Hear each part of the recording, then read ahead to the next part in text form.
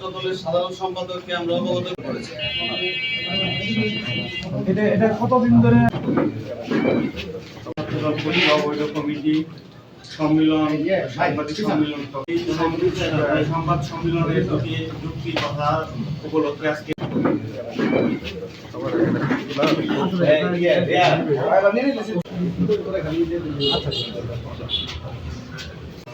বন্ধুবর জনাব সৈকত সালমানকে তার কথা বলার জন্য কমিটি গঠন করা হয়েছে এবং সদর নীতি দ্বারা তাদেরকে কমিটি করা হয়েছে।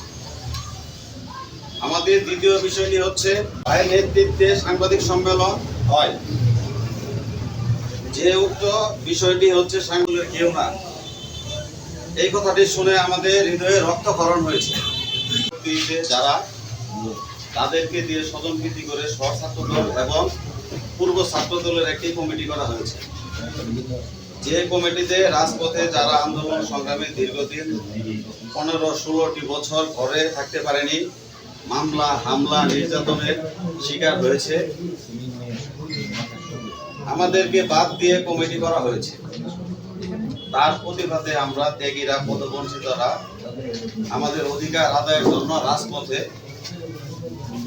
আন্দোলন করি এবং আমাদের আন্দোলনটা যৌক্তিক এবং ন্যায়।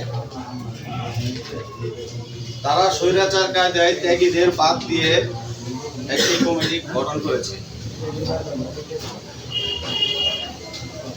আমাদের মুখের উপরে আমাদের বিশ্বাস এবং আস্থার জায়গা জননেতা তারেক রহমান, ওনার উদ্দেশ্যে যেমন আমরা দীর্ঘদিন আন্দোলন সংগ্রাম করে রাজপথে নির্যাতনের শিকার হয়ে আমরা ত্যাগীরা পদবঞ্চিত হই এবং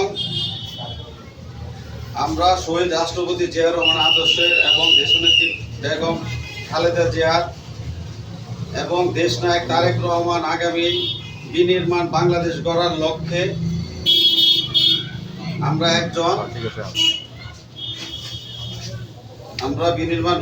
বাংলাদেশে দেশনায়ক তারেক রহমানের নির্দেশে দীর্ঘ 16টি বছর আন্দোলন সংগ্রাম এবং রাজপথে ভূমিকা রেখেছি।